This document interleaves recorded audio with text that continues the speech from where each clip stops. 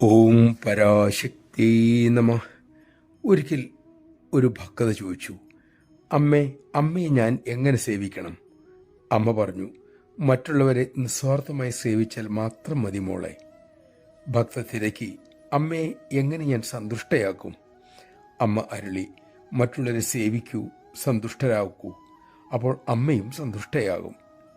ഭക്ത വീണ്ടും തിരക്കി, എന്നിൽ നിന്ന് എന്തെങ്കിലും അമ്മയ്ക്ക് വേണോ? അമ്മ ഉടൻ പറഞ്ഞു, വേണ്ട മോൾ സന്തോഷമായിരിക്കണം, അത് മതി. ഭക്ത അതീവ പ്രേമത്തോട് പറഞ്ഞു, അമ്മ എത്ര സുന്ദരിയാണ്.